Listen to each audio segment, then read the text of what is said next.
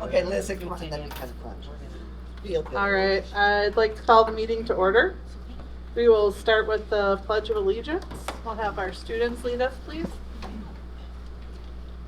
Pledge allegiance to the flag of the United States of America and to the republic for which it stands, one nation, under God, indivisible, with liberty and justice for all. Roll call, please. Kristen Cambenzi, Here. Jennifer Ray, Here. Jason Zajunis, Here. Jennifer Cliff, Here. Cheryl Maddox Smith, Here. Cassidy Thomas, Here. Eric Smith, Here. All right, I would entertain a motion to approve the agenda. Make a motion to approve the agenda? Second. Okay, motion made by Mr. Zadudnik, support by Mrs. Klipp. All those in favor? Aye. Aye. Moving on to approving the consent agenda, which includes the minutes of the regular meeting of December 8th, 2025, the personnel report dated January 2026, the financial reports of December 2025. I'll make a motion to present the consent agenda as presented. Second. Okay, motion made by Mrs. Klipp, support by Mrs. Maddox Smith. All those in favor? Aye. Moving on to elect officers for the period of January 12th, 2026 to January 2027. All right, I gotta look at my little script here. I would entertain nominations for board president for 2026. I'll make a motion, we're not motioning, we're just making recommendations. A nomination. I would like to nominate Kristen Cambenzi for president. Support. Are there any other nominations? Okay, hearing none, and having a motion and support, I would, all those in favor? Aye. Any opposed? Thank you. Thank you. Moving on to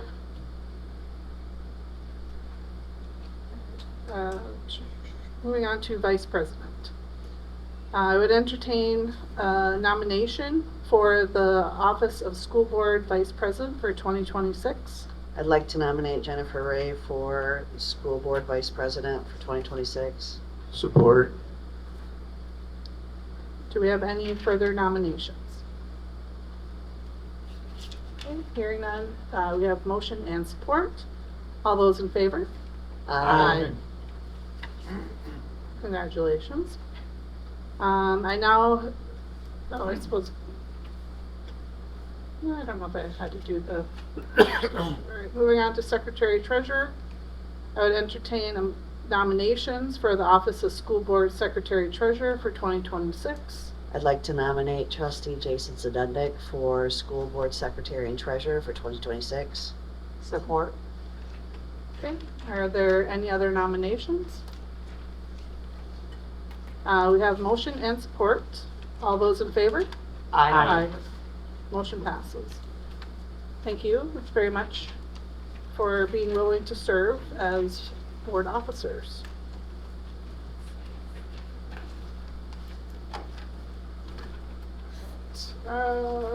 Moving on to the superintendent's report.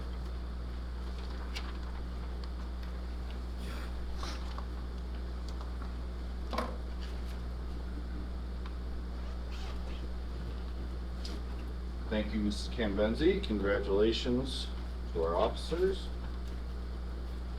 I'm here to talk about School Board Appreciation Month. Marquette Area Public Schools is joining 537 local and 56 intermediate school districts across Michigan to celebrate January as School Board Recognition Month. The key to a brighter future for Michigan's children is a strong public education system. Every day, students count on public schools to help prepare them for a successful future. School board members help keep our schools running smoothly. Their job is to establish a vision for the education program, design a structure to achieve that vision, ensure schools are accountable to the community, and strongly advocate for continuous improvement in student learning. The job of a school board member is tough, the hours long, and the thanks few and far between. Too often, we're quick to criticize school board members without really understanding the complex nature of their decisions. We have to remember to take time to thank them for their untiring efforts. The individuals serving MAPS and their years of service are Kristen Cambenzi, President, serving since 2015, Jennifer Ray, Vice President, serving since 2021, Jason Zadunik, Secretary Treasurer, serving since 2023, Jennifer Klipp, Trustee, serving since 2021, Cheryl Maddox Smith, serving since 2023, Cassidy Thomas, serving since 2025, and Eric Smith, Trustee, serving since 2025. Even though we are making a special effort during January to show appreciation for our school board members, we recognize their contributions reflect a year-round effort on their part. No matter what challenges lie ahead for our district in 2026, our school board members will continue to govern to improve student achievement and provide exceptional education for all our community's children. On behalf of the students and staff and community of Marquette Area Public Schools, thank you all for your service. How about a little round of applause? Thank you. I'm actually going to turn it over to Mr. Lampman, Assistant Superintendent Lampman, for the next part of the superintendent report. Thank you.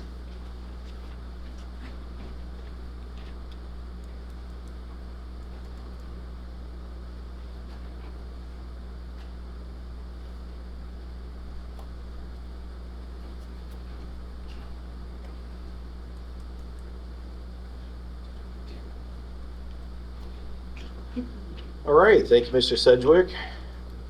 Good evening. So I have a couple of items I'm going to discuss this evening. I've been asked to keep it as brief as possible because we do have a longer agenda, so I will try. But feel free to stop me along the way if you have questions. And as you know, I can often be a little long-winded, so I'll be cognizant of that. So let's start off with some old business. Everybody should have a bound copy of the single audit report from Anderson, Tackman and Company. As you may recall, Mr. Mike Rentz from Anderson Tackman had done a presentation at a previous meeting presenting the district's audit report for fiscal year ended 2025. At that time, he was not able to present the single audit portion of the audit because the federal compliance supplement was issued late this year, which is the guidelines that the auditors follow in order to audit the federal awards. But we have since received our single audit of our federal awards. It was due to the state Christmas Day, and we met that deadline. But I did promise the board I would bring it to the board for approval when we had it. So let's start off on page 9 of the report. So page 9 begins the schedule of expenditures of federal awards. And what this does is it lays out all the federal awards that the district received and expended in the prior year and the current year. And I refer to the current year as the 24-25 year. That was the year under audit.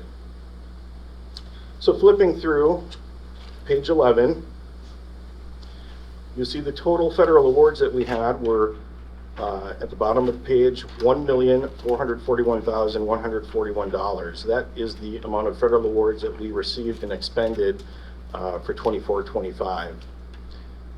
The threshold for auditing, having a separate single audit on federal awards is $750,000, so we exceeded that for the 24-25 school year.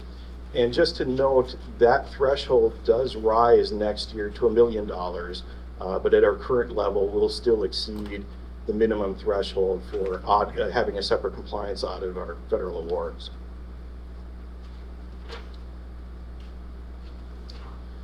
So if we look at page 14,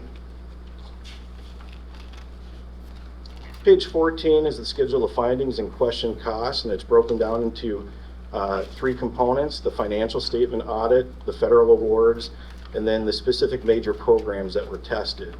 So as Mr. Grants mentioned when he was here at a previous meeting, as far as the financial statement audit goes, there were no findings.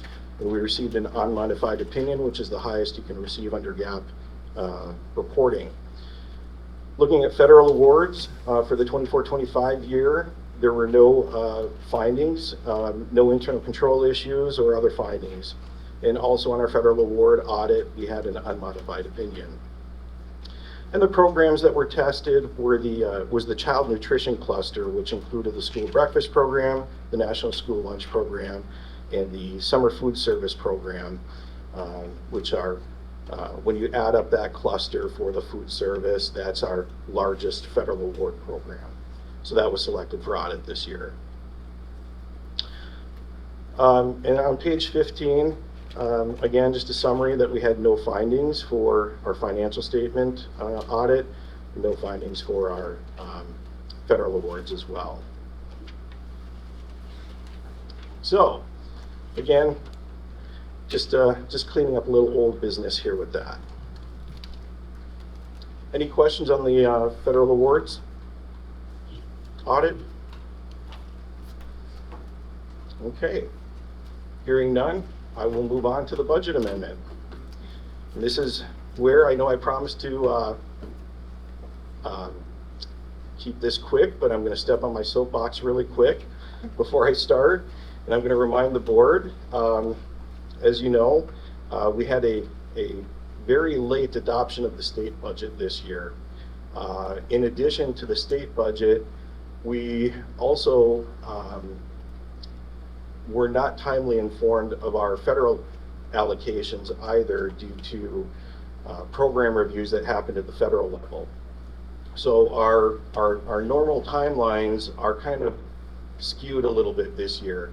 So we're still kind of working through the budget process. It kind of pushed everything back. So having said that,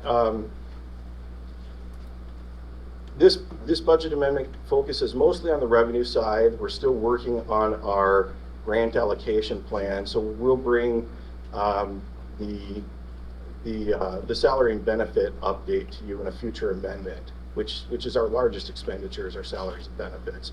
But we did look at some of the expenses, but largely this is going to focus on the revenue side. All right. And again, feel free to stop me along the way. So we'll start with the general fund, which is comprised of several smaller funds, our general operations, our grants, Kauffman, Planetarium, Father Marquette, and athletics, various other funds as well. So some of the components of our general fund revenue, interest, currently our yield is 3.76%. It was over 4% last year. We had budgeted in some reductions in anticipated interest income due to anticipated rate cuts by the Fed, which have occurred already this year. So right now, we're not proposing any adjustments to interest at this time. The significant increase in local revenue is our property taxes and some other local revenue items. When we budget for the next year, we try to be a little conservative. We generally only target about a 1% increase. But based off the taxable values that were updated by the county treasurer last in July of 2025, we're looking at an increase to our property taxes to the tune of about $800,000. And that also includes some other local revenue, but the large portion is property taxes. No changes right now to our interdistrict revenue from Marisa. Looking at our state aid. So we had anticipated a $200 per pupil increase to our state aid. Our state aid actually came in higher than anticipated. It came in at $10,050 per pupil, so that's a $242 increase over the estimate that we had used when adopting developing the 25-26 budget.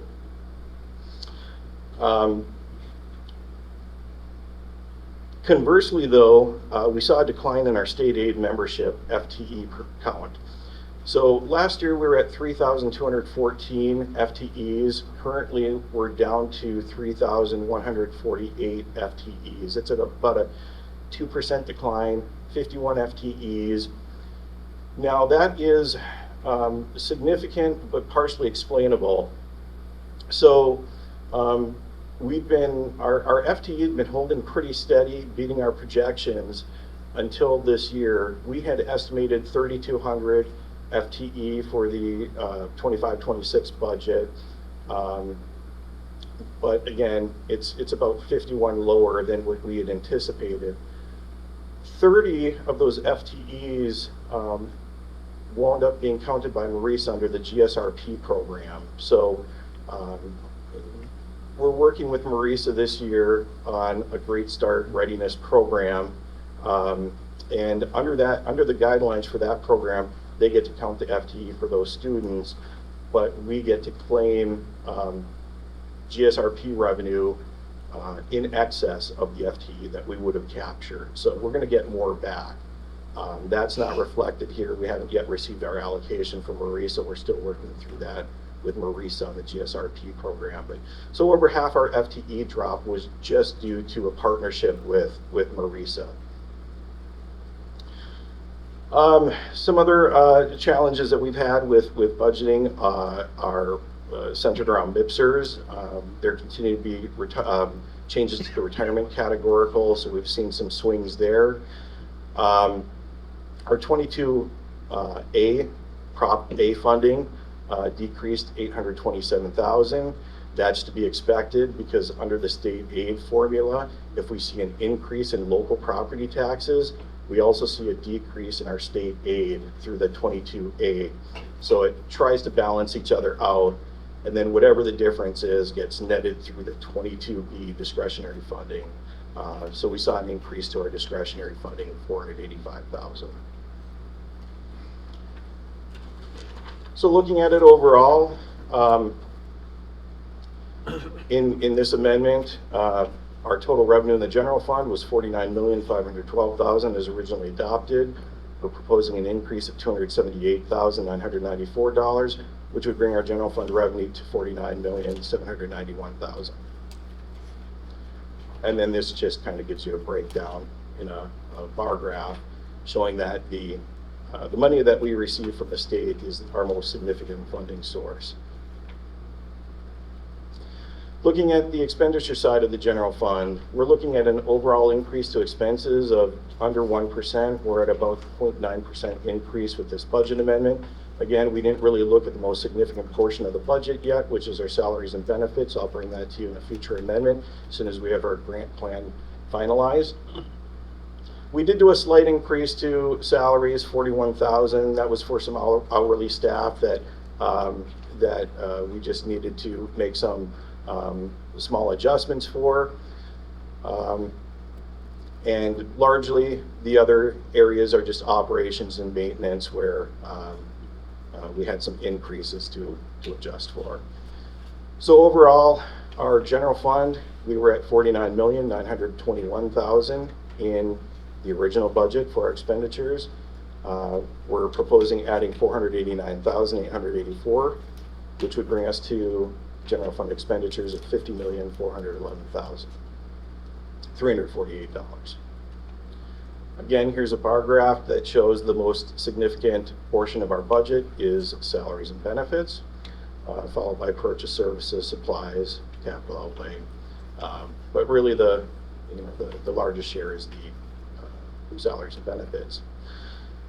So how's this look in total? We started the year with a fund balance in the general fund of $19,550,000. We're looking at a net loss currently of $619,000. Again, that's gonna swing a little bit during the course of the year as some of our other funding comes into focus. How that breaks down, we have some money set aside for contingency. We have some money assigned for MTSS and other purposes.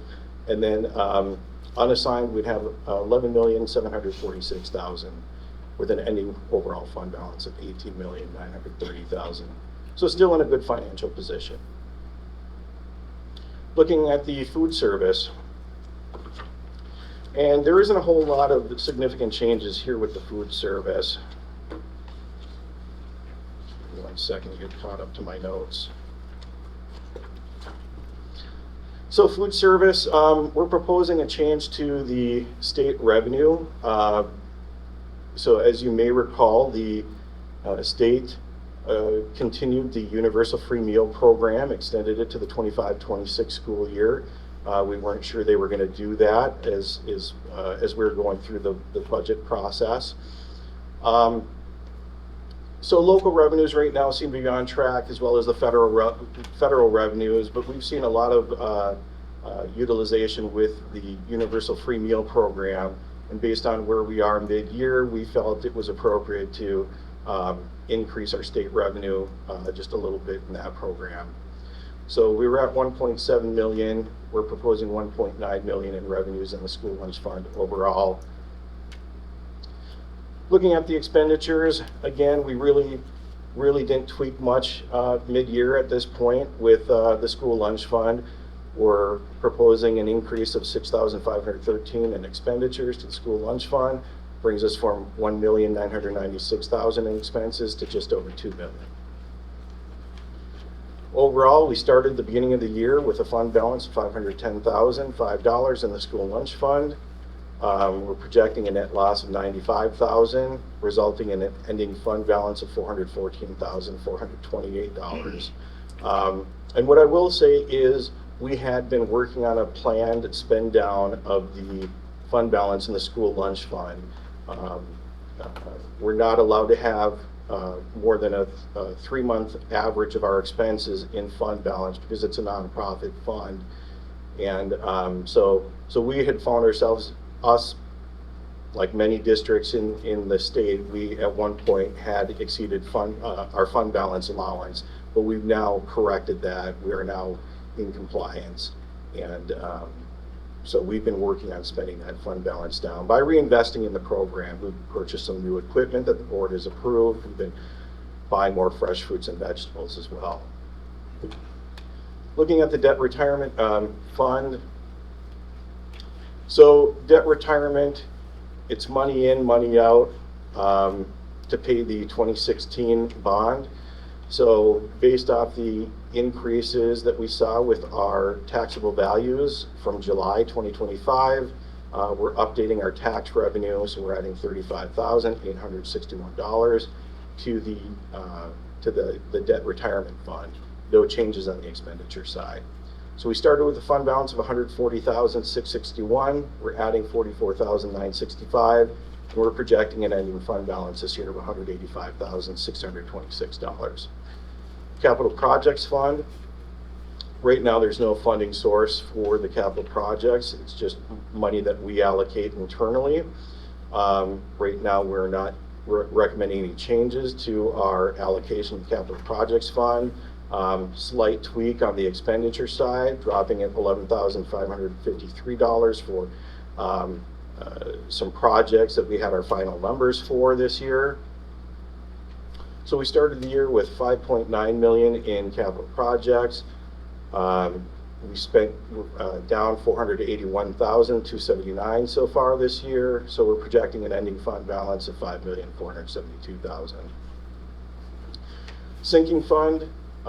Again, sinking fund is funded through property tax revenue based on a millage that was approved by the voters. So we're adjusting our tax revenue, again, based off the changes in property tax values from the county treasurer. So we're looking to add $58,127 to the revenue in the sinking fund. No changes at this time to the expenditure side. We'll bring those to you in a future amendment when we decide what we're going to spend prior to year end in that May, June period where we start ramping up our summer construction. So beginning fund balance in the sinking fund was $612,399. We're looking at a net income of $1,266,741. in an ending fund balance of $1,879,000. And again, we really didn't do any large sinking fund projects last year. We kind of were trying to let the fund build up so that we could do something significant in the next, this upcoming construction season. So that was planned to grow our fund balance. And then no changes to our private purpose trust fund at this time. Any questions? Thank you, Jim. Couple of questions for the MTSS that was mentioned is, do you happen to recall when that program runs through that we've budgeted for? We had originally set aside $1.3 million for funding MTSS, and we did not touch that money for a couple of years because we were able to fund that program largely through the ESSER COVID funding that we were receiving. So last year, I believe, 24-25 is the first year that we dipped into that MTSS funding. And I don't have, my apologies, I don't have my audit report in front of me. But we had, I want to say about a little over 1.2 million left in MTSS reserves that we're going to, continue to rely on to fund the MTSS initiative as we move forward. I don't know if Mr. Sedgwick wants to add anything to. Yeah, the this 1.2 discussion. million was essentially 2 years of paying for instructional coaches, which was very much part of our MTSS initiative, and post-COVID trying to make up for the achievement gap. And because of grants, we were able to pay for those instructional coaches out of grant money, which allowed us to leave that money in MTSS. But it's still, I guess, theoretically could be 2 years worth of instructional coaches once the grants have run dry, which they haven't run dry, but we've gone back to traditional levels. So the surplus we were using to pay for those coaches is no longer there. So it buys us 2 years essentially. And that is a good point. We are still allocating some of our instructional coaches in the MTSS program to another grant source. So we're going to try to utilize grant funding as long as possible to maintain that program before we really dip into the reserve that we have for MTSS. Okay, thank you. So the reserve essentially is going to be able to push that program forward and fund that for this year and the following year, and then potentially we would need to look at what that would look like subsequent to that. Is that about right, for about 2 years? We might be able to stretch that even further, Okay. depending on the how stable our other grant sources are. So we've dipped into it, but I think we can stretch it out as long as our other grants maintain the level that they're at. So, because we are allocating some of our instructional coaches to another grant. Thank you. And that's 7 staff? There were 6 6.5. instructional coaches, 6.5. 6.5. Okay, thank you. Yeah, we'll split the difference. 2 additional questions, and I know we have a long meeting, so I apologize, but just want to get a couple things out there. So can you provide a bit of additional explanation for the staff, and I forget the acronym, and I apologize, but it's the child care staff. The GSRP? Thank you, GSRP staff. Can you just break that down and what that how many staff are involved in that program? And then if you could provide the breakdown just briefly about how they're getting counted for Marisa currently and not through MAPS. I can probably handle that. So there's 4 GSRP teachers, but they are also our JK teachers, so they weren't additional hires or new hires. The new hire was an aide, and I think they used the term teacher assistant in those classrooms. As part of the grant, the GSRP grant, we were required to have a second trained adult. So we hired paraprofessional for each of those 4 classrooms. There is additional money, so the foundation allowance per pupil funding of $10,000 roughly is still coming to us. It's just flowing through Marisa. There's also additional money they give us for transportation and some miscellaneous costs associated with GSRP. So we're actually gonna get more than the foundation allowance for the roughly 30 kids that Jim mentioned. I don't have the exact number in front of us, but 30 kids times over $10,000, you can ballpark. The money just hasn't hit our books yet, but it's just it has to flow through Marisa because they're the ones that oversee the GSRP program. And in the end, we're gonna come out a little bit ahead of where we to just keep those 30 FTE and not call them GSRP. Those kids traditionally would have been JK students. We call them JK or junior kindergarten. The GSRP is just a different name for a certain age group that is associated with the grant funding. And there was additional startup funding for each of the buildings associated with this grant, $40,000 per building, I believe, that we used to purchase equipment and materials. They provided curriculum and training. So there was some definite positives to the GSRP program. It's just a little lag on receiving the revenue from Marisa, who was receiving it from the state. Okay, so the state provides that, so we're still gonna be receiving that, it's just they're the intermediary, they get sent the funds, and then eventually they'll. Yeah, Marisa works in that fiduciary capacity, also with special education. It's a similar type role.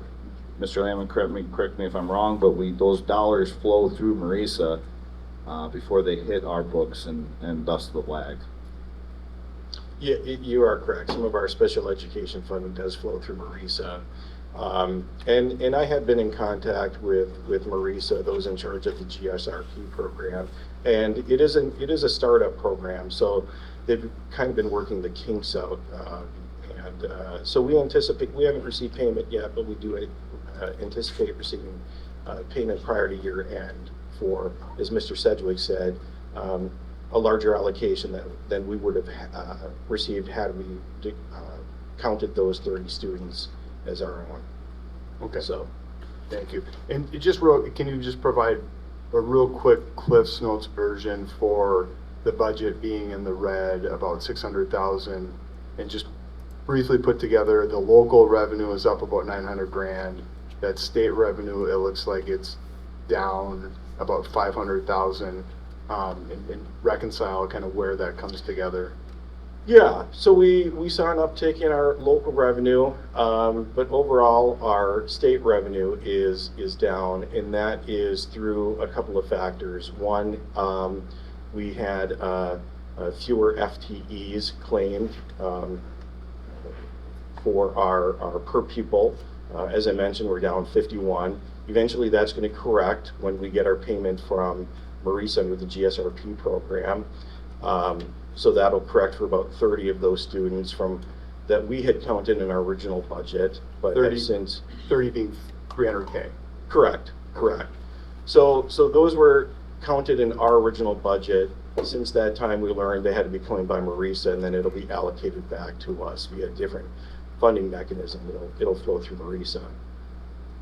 And then we also had changes in our MIPSers, which we've seen some pretty significant changes in our retirement categorical. So the state funds, the state reimburses us for a portion of the employee reimbursement or the employee retirement costs.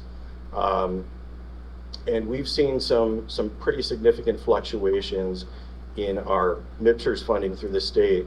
Now, last year we saw a reduction mid-year, and then it ticked back up in later state aid payments that we received. So I'm hoping that we'll see some increase yet in the allocations coming from MIPSers, but that's still all being worked out at the state level as well. So we've just seen some we're still waiting. There's still a lot of things we're waiting for guidance from MDE on, just because the budget got adopted so late this year, and MIPSers is one of those areas that we're just seeing some. We have some unknowns. We're waiting for some guidance from the state, and it's just been some pretty big swings in that area. So. Okay, thank you. And so in theory, that balance proposed, that 200-ish thousand that would be in the red would be reduced pretty significantly once the GSRP funds are reconciled. I think that's fair. I think that's a fair statement. So once that happens, it would be ish 300,000 red moving forward, depending on what that final NIPSR's. Yeah, and then, you know, and I can't say in a future amendment that we won't also see some increases on our expense side, that, you know, usually there is. We tend to budget a little bit conservatively, as I've said before, and coming into year end, I like to be, you know, like 1 to 2% within our final actual expenditure, so, but we tend to be a little conservative when we budget too, so. Okay, thank you. But the I know goal we- is to be in that 1 to 2% mark at year end. All right, thank you. I know we have a long meeting, sorry. Yeah, no, great Thank you. questions. Are the 31A funds that we won't be eligible for reflected in this amendment? No, I believe we took the 31A funds out of the budget. So would the plan still be to tackle some of those projects using other funds? So, That's a great segue into my next section for our facilities planning. We're actually targeting some of those projects through a potential bond proposal or through the bond proposal that we'll be discussing here shortly. And there's still some money that we're using to capital projects and sinking fund dollars that we're using to address safety related, but not necessarily the 31AA targeted projects. Those are going to be captured, most notably the PA systems at Bothwell and also at Great Barrett are going to be targeted through this bond proposal.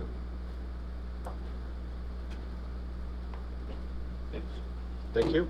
Any other questions? That was a great segue, Mr. Smith.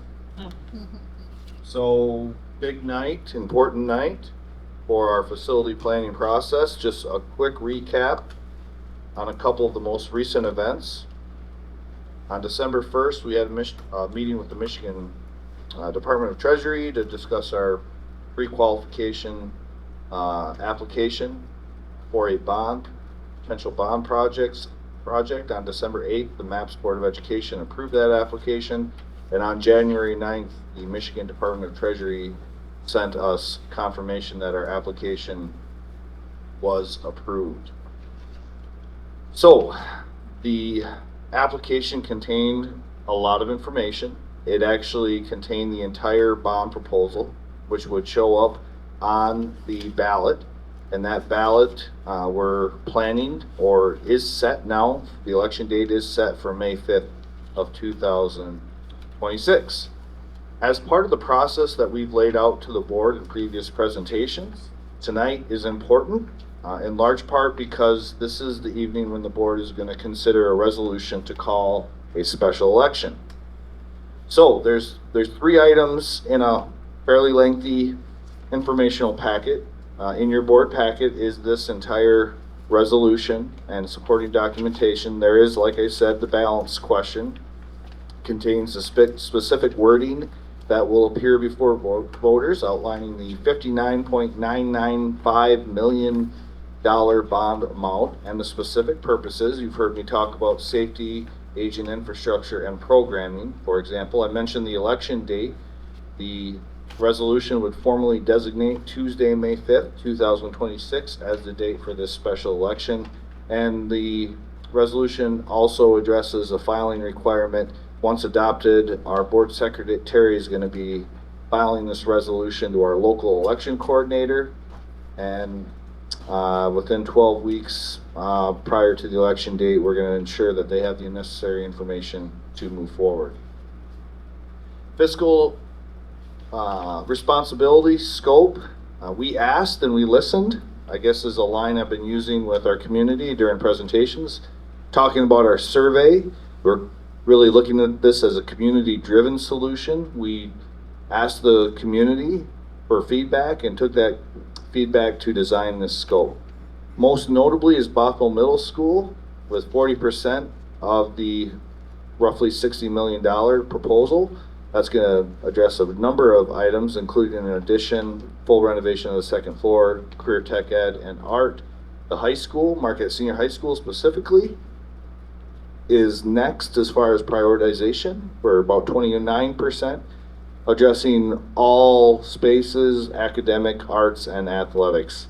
And then continue on with critical infrastructure in all of our buildings as well. The millage impact is going to be estimated at 1.55 mils. You've heard me talk about our mill rates, how much we levy compared to neighboring districts and the state average. We currently levy about 1.3 mils.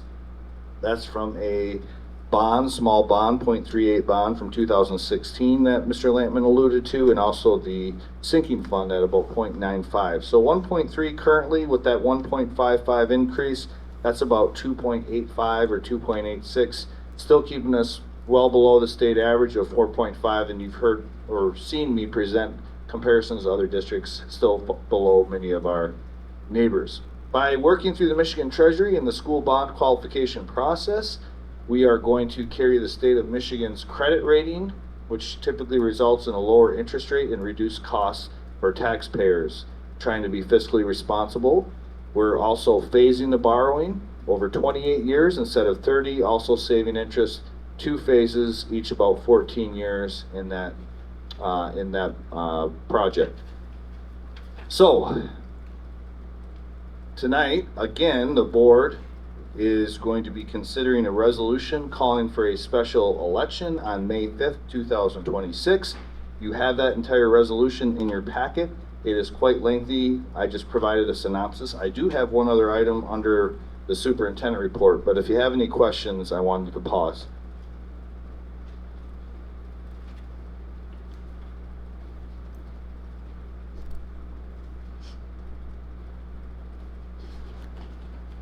Okay, hearing none. One of the items that is another item that is under the superintendent report, also an action item tonight, is elevator modernization. You've heard me talk about elevators in the past. We have some experience with elevators, and we need to move forward with modernizing the rest of our elevators. This is one of the projects that Mr. Lampman was alluding to as far as a targeted project for sinking fund dollars, building up that sinking fund revenue so that we have enough to cover the costs of expensive projects, and this is going to be one for sure. So we have 3 elevators being considered tonight, and by the way, Mr. Roberts from GEI, our owner's rep, is here if we have any questions on the elevator modernization. He took the lead on managing this project and wrote the bid recommendation that you have in your packet. So we have 3 elevators, 2 at the high school and 1 at Bothwell. These are all 3 of these are critical elevators. These units are significantly past their useful life and require complete replacement of controllers, power units, door operators, and ADA compliant cab interiors to stay current with state of Michigan and Marquette County building codes. This project that's being proposed that the board is considering tonight is a turnkey responsibility for the general contractor. And that's key, that they are going to operate as a general contractor to address some of the concerns that came from the last project. We had a public bid opening on December 3rd. There were 2 bidders at that public opening. Otis Elevator was the low bidder, and you have that bid recommendation letter so you can see the costs in your packet. In our bid specs, we did address a number of past concerns coming from Gray Brett, and those concerns were all addressed in the bid. And the bid provided by Otis is significantly lower than the preliminary costs that they provided in their capital management plan, and also lower than the other bidder. So, again, to summarize, this contract will include address all the concerns from our last project. It is a unified warranty covering all aspects of a turnkey installation or modernization for 3 elevators, ensuring long-term protection for the district's investment. Again, 2 at the high school and 1 at Bothwell. Any questions? When are these expected to begin and conclude? Is that in here? In the packet, if you want to come up, Isaac, it is a 2-year plan. So this coming summer, we would target one of the high school elevators and the Bothwell elevator, and next summer, the other high school elevator. But Mr. Roberts can speak more to that. Yeah, so 2 of the elevators are there's a high probability that the cylinders will need to be re-drilled. So it'll be phased out so that only one of those is being done in the first year, so that if there are any delays, you don't have a whole school down with elevators. So it's more of a strategic approach. Mr. Roberts, can you summarize the cost because the drilling is accounted for, just a quick synopsis? Yes, so in the RFP, we wanted them to provide upfront costs for any re-drilling that could or could not happen. So Otis came in at $50,000 per elevator for re-drill, so they'll be allocated, but only used if that needs to be taken into account. Metro came in at 115 and 116,500. So there was a significant difference between the re-drilling prices between the two companies, and that was a big big recommendation to go with Otis, because there is a high probability that the cylinders will need to be re-drilled. That contract language, that contract language, as I understand it, ensures authority for us to hold them accountable were they to drill and come in with higher costs? Yes, yep. That was one of my upfront questions to them, so that's in your packet, their responses. Did we receive 2 bids last time we did this? No. No. Is this the first time we've ever received a bid from Metro Elevator? Yes. Yes. And the difference between the original proposed cost and the quoted cost in the bid is quite significant. Yeah, I'm Yep. just, that's curious that they're just moving into the area and, or trying to. And- Competition, no. So, I mean, it's good to have competition, but I'm surprised that they're higher. So, that they're significantly higher. oh, The new people. Anyway, yes. okay. The base bids were pretty close in price. I mean, they were, I think, 10% difference, yeah. almost. 60,000. Yeah, 60,000 roughly difference, Otis being lower by 60,000, and then with the potential re-drilling, Otis was just short of 200,000 short, less. Yep.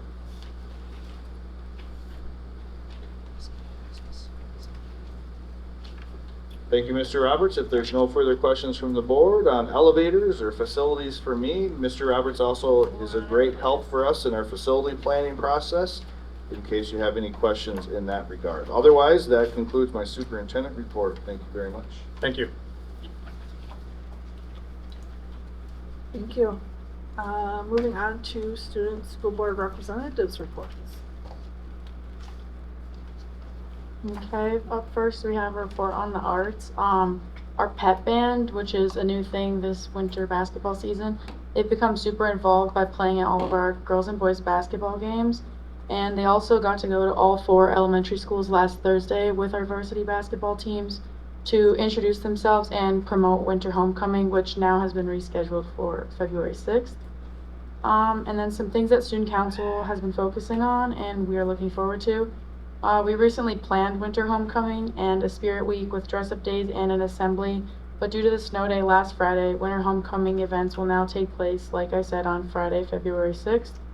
And then in partnership with our MSHS guidance department, student council members will be having a new student coffee social tomorrow in our very own coffee shop here at the high school. And finally, Mr. Travis Smith will be joining interested student council members on this Wednesday, January 14th, to inform them about the bond proposal and the impact it'll have on our schools in our school district. And then finally, I would just like to say happy School Board Appreciation Month and thank you guys for everything you do here at the meetings and behind the scenes. And I would also like to give a shout out to our superintendent for speaking at the Marquette Economics Club meeting. That was great and it was really informative for the community. Okay, for academics, we have semester exam review this week, and then exams are going to be Tuesday through Friday next week. And a new academic club, Business Professionals of America, will have around 10 students competing in regionals in Escanaba on Friday with their advisor, Mrs. Kim Carr. For athletics, the boys and girls varsity basketball teams both lost against Menominee this past Friday, but they will be going downstate this weekend for 2 games. Alpine skiing has had a great start to their season with 3 races and 3 wins for both boys and girls. Hockey will also have hockey won 2 games downstate last weekend. The swim team will compete in Rudyard tomorrow, and wrestling will compete in Kingsford on Thursday. And Al said what I was gonna say, but I just want to say thank you guys for all you do. And you guys have to make a lot of hard decisions, and you probably get a lot of backlash from that, but thank you guys for everything. Sometimes. Just depends. Thank you. Thank you very much for that. Moving on to comments from the public. We have one. Mr. Abba.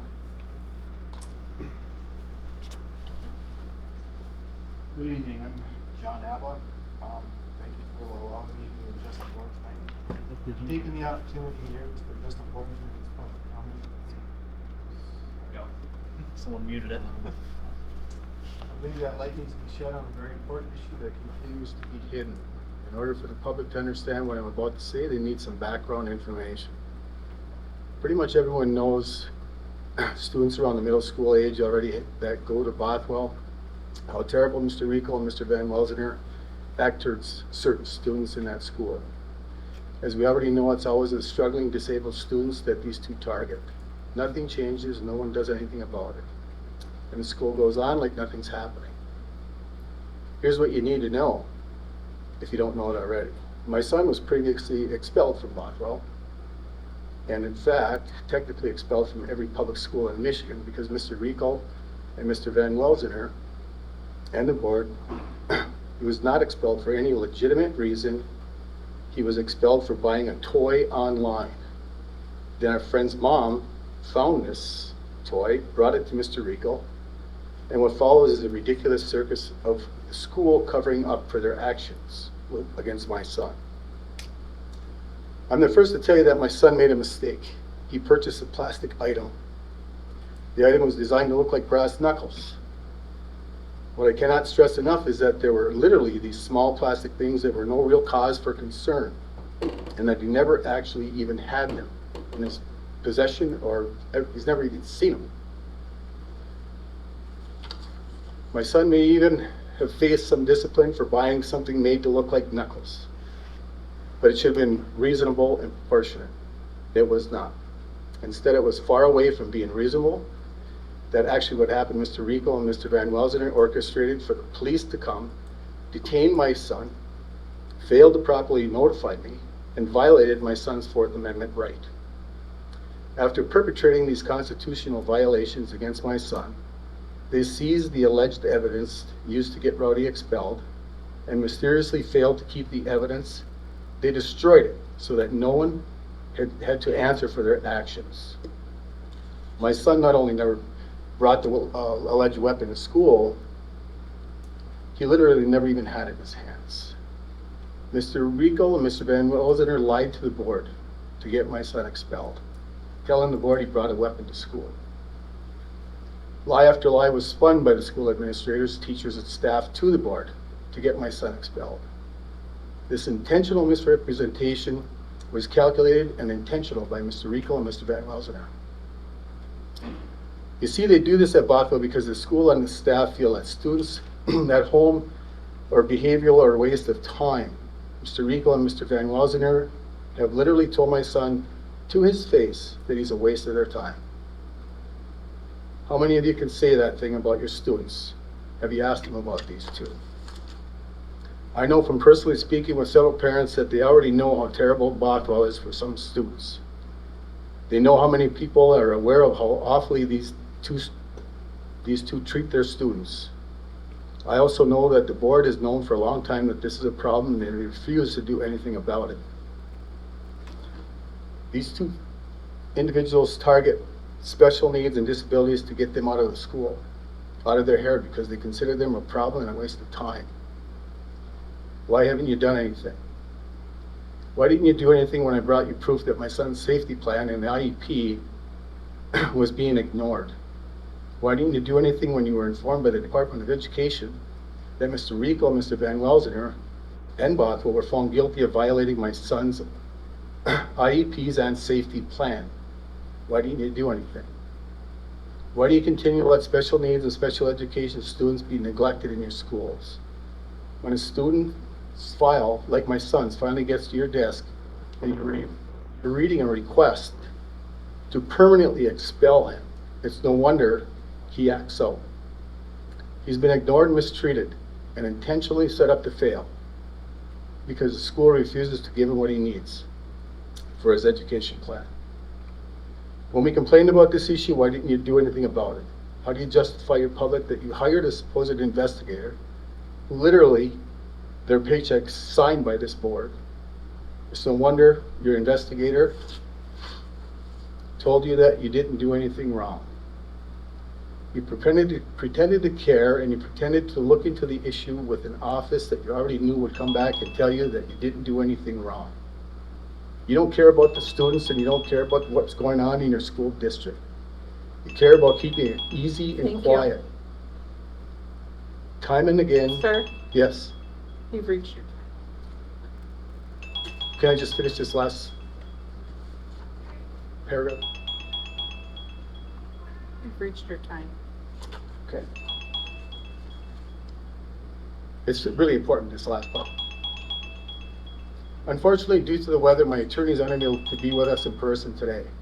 Therefore, if there are any questions to this notice of intent to file a lawsuit that was already provided to this board, I'm asking you to contact my attorney and not ask me any questions about it.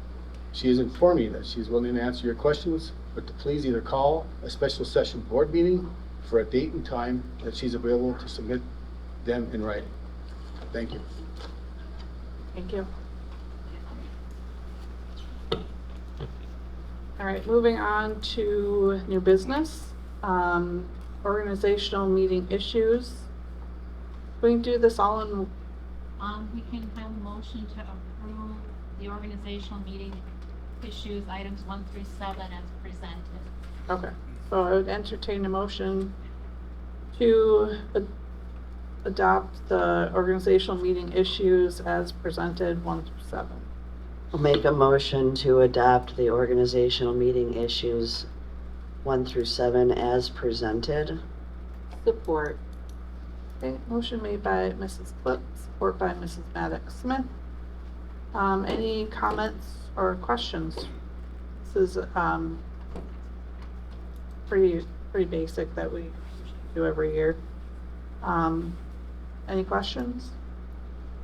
Okay, all those in favor? Aye. Any opposed? Motion passes. Set board meeting dates for 2026. Those are in your packets. So I'd entertain a motion to approve those dates as presented. I move that we accept the dates as presented for the board meetings for 2026. Support. Okay, motion made by Mr. Smith, support by Ms. Ray. Any comments about the dates? No? All those in favor? Aye. Consider adoption of amendment to 2025-2026 budget.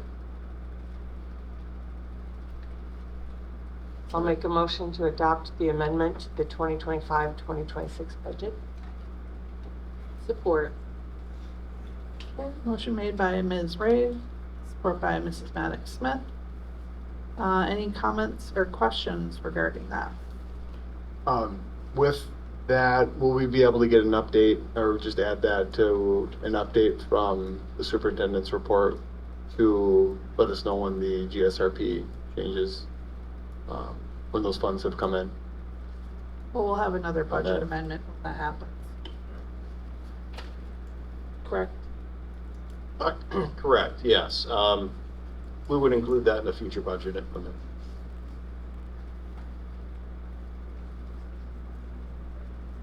Okay, so we have, We could do that, yes. what? Yes, I'm sorry.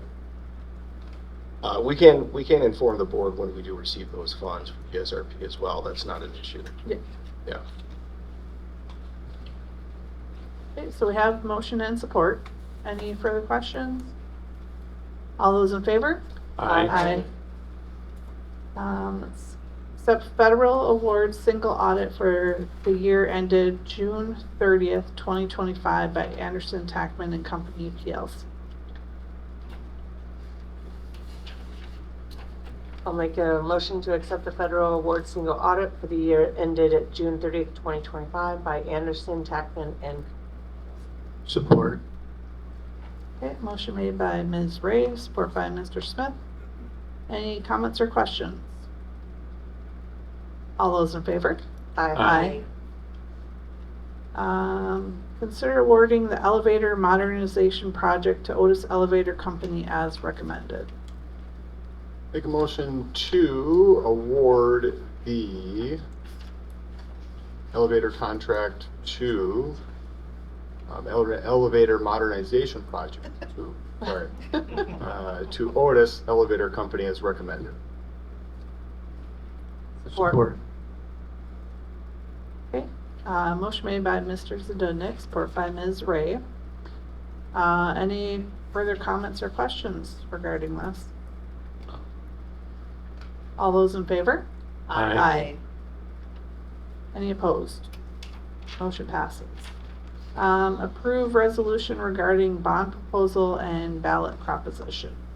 I move that we approve the resolution as presented for the special election on May 8, 2026 for the bond proposal for Marquette Area Public Schools. Support. It's May 5th. May 5th. May 5th. May 5th. Motion made by Mr. Smith, support by Mrs. Maddox Smith.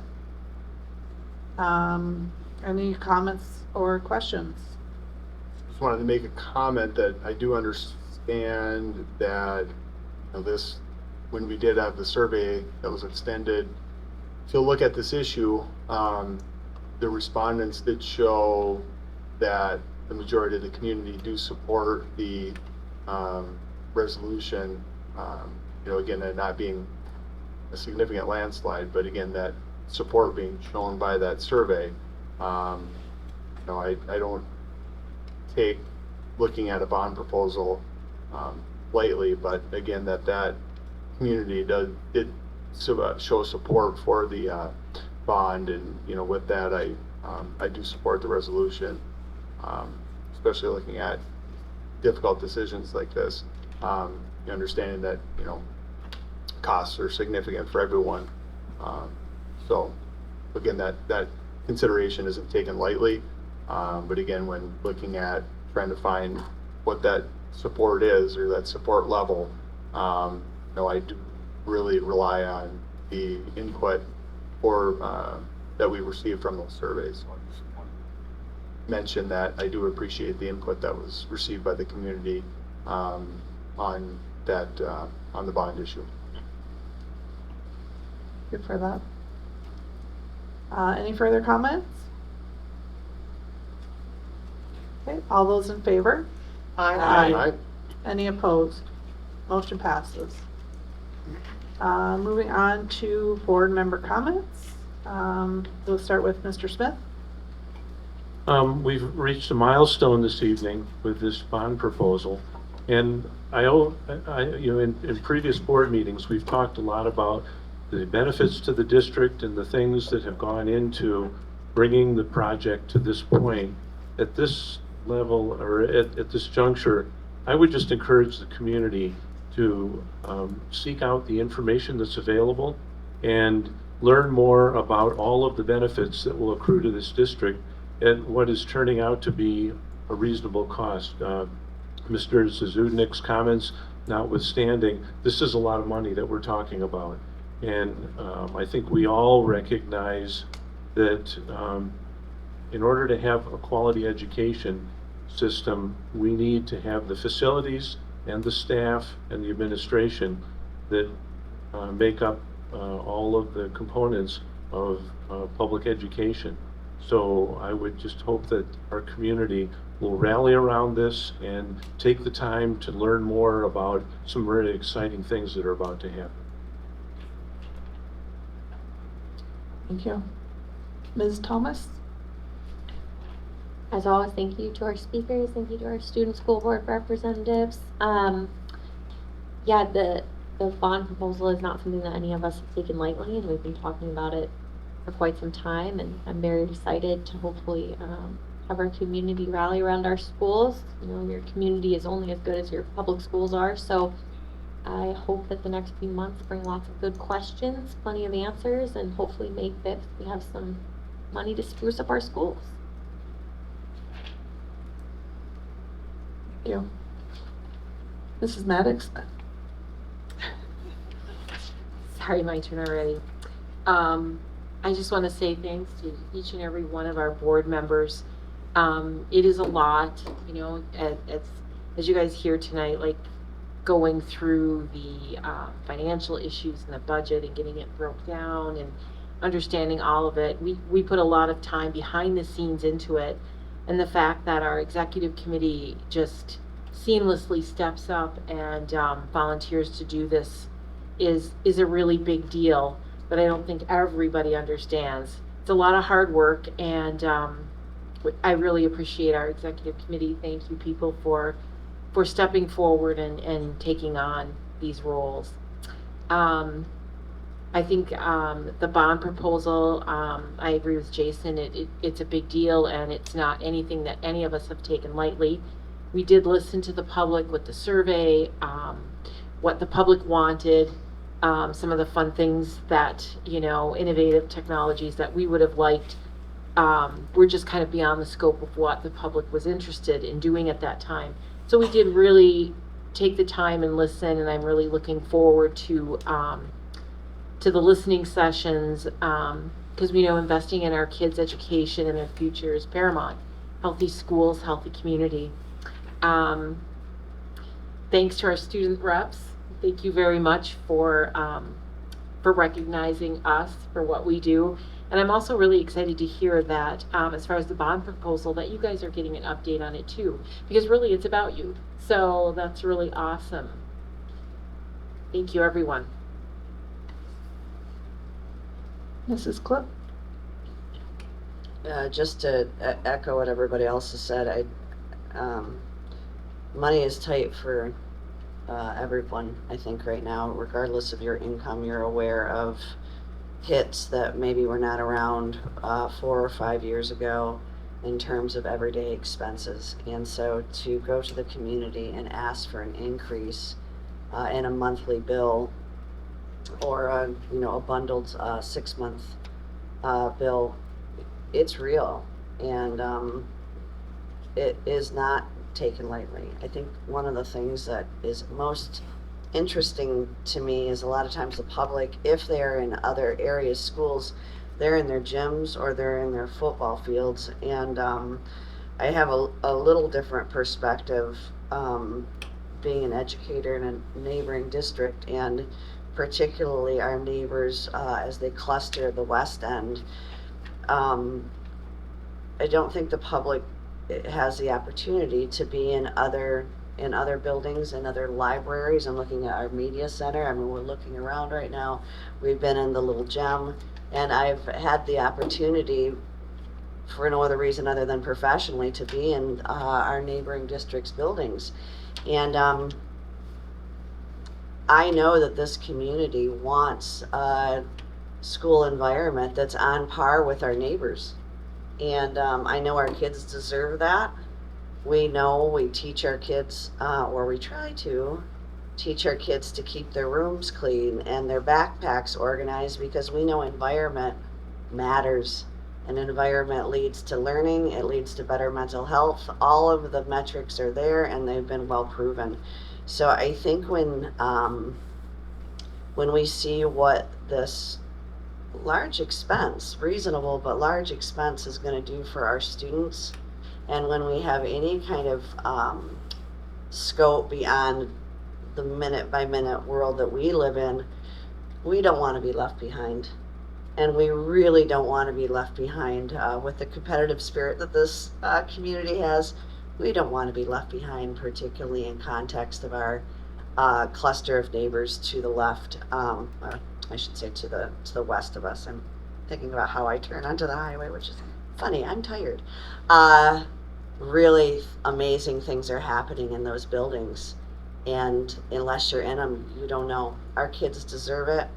I'm proud of how fiscally responsible and thoughtful and intentional the decisions have been made. And that leads me to the executive board. Superintendent Sedgwick, Mr. Lampman, our partners at GEI, and all of those folks. While this board is, as a whole, has shown up and asked questions, and I feel like we do a very good job of communicating. The executive board over the last year has taken a heavy lift, and it's not lost on me. So I really want to say thank you to you guys, because you really have been at the front lines of this. Thank you to our speakers. As always, thank you to our students. You guys are great, and we really do. We rely on you to let us know what's going on. I hope everybody has a wonderful, wonderful start to 2026. Fingers crossed. Thank you. Mr. Zdenek. Not sure who we have to thank for the school board appreciation items, but thank you for those. No additional comments. Thank you. Ms. Ray. Not ever having been on a board at all previously, it's been a real privilege. Going into my last year on this board, I've learned a lot and have experienced a lot, and you know, board appreciation is real and needs to be acknowledged, because it is a lot of work and a lot of big decisions that aren't always, you're not going to please everybody, but I have been really proud to be part of this group and grateful for each person at this table, including the students and the administration, who each person brings something in a different perspective, and I learn from each and every one of you. And so thank you for being a part of all of this. It's been a real privilege. That being said, I, yes, am very excited about this bond proposal, and definitely have put in a lot of hours over the last 8 months and a lot of meetings, and learned a lot. It's obvious when you walk through these hallways and these schoolrooms, and I hope the community does that. Come check out our schools, come see what it is that we want to and what needs to be done inside them. It's an exciting time to be able to do it, although a difficult time, as I do know that you know, costs are always an issue, individually as well as at community, but this needs to be addressed, and the exciting part of it is that I think the community sees that and knows it as well.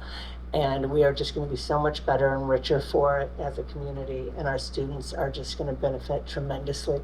So I'm super excited about this. And I do encourage people to come in and ask the questions and come see the schools. See what is currently the situation and what we hope it to be down the road. Thanks so much. Thank you. Board president comments.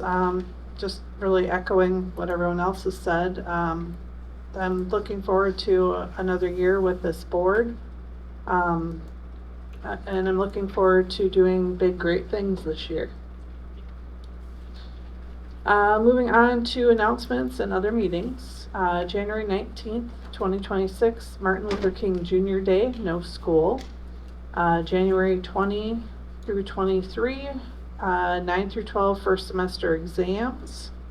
January 21st through 23rd, 9 through 12 early release. January 23rd, end of the first semester. January 28th, 8th grade parent orientation, 6 p.m. in the Little Theater.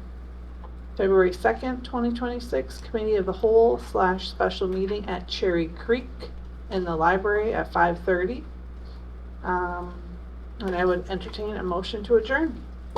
Make a motion to adjourn. Second. Motion made by Ms. Thomas, support by Mr. Stunek. All those in favor? Aye. Aye.